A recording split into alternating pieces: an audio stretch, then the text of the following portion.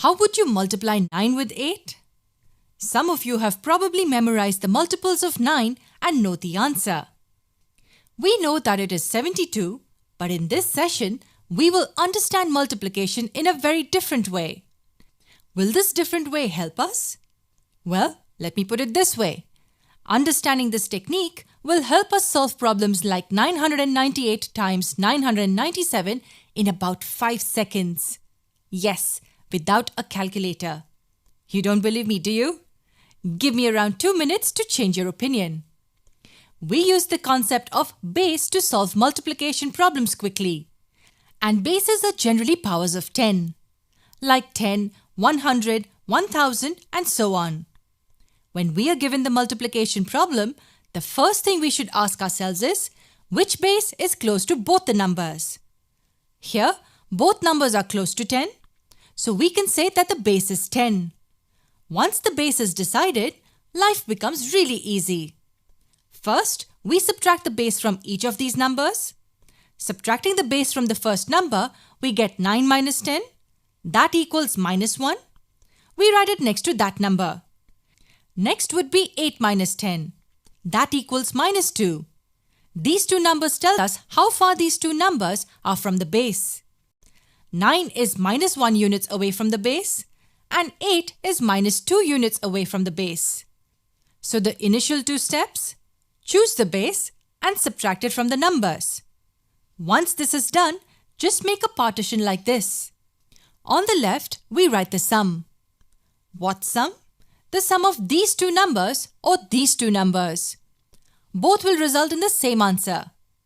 Either 8 plus minus 1 or 9 plus minus 2. Both equal 7.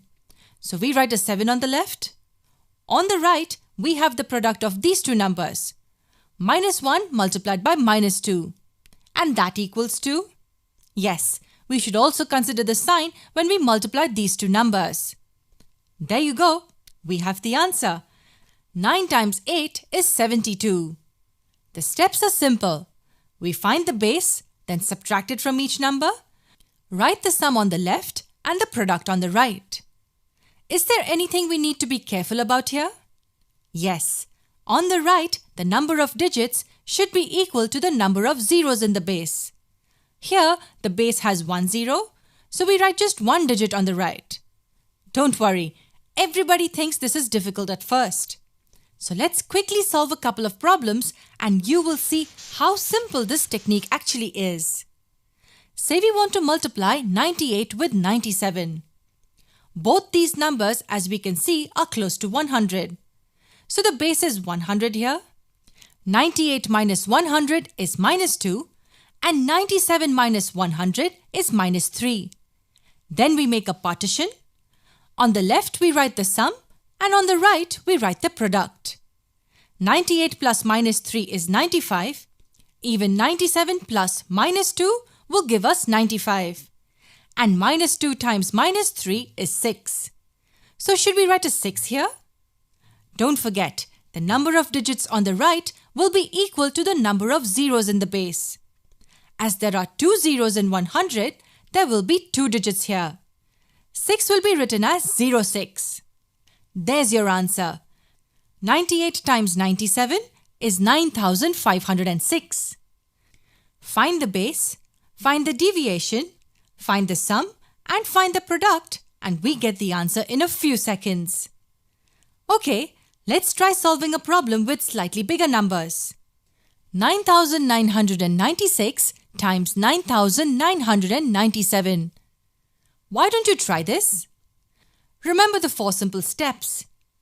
Find the base, find the deviation, find the sum and find the product. I give you 10 seconds.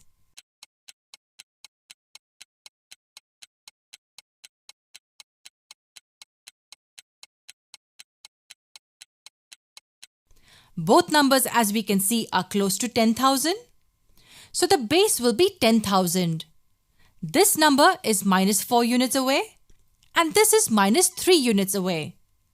Then we make the partition, sum on the left and the product on the right. This plus this is 9,993. The sum of these two will also give us 9,993. The product will be -4 times -3, which equals 12. The number of zeros in the base is 4, which means we will have 4 digits on the right. 12 will be written as 0012. That's our answer. The product of these two numbers will equal 99930012. Wasn't this quick? Faster than a calculator, you think? Notice that in all the examples we saw, both numbers were below the base. 98 and 97 were below 100. 9,996 and 9,997 were below 10,000. We will look at a couple of more examples in the next part of the session. Don't forget the steps. Find the base, find the deviation, find the sum, and find the product. And we get the answer.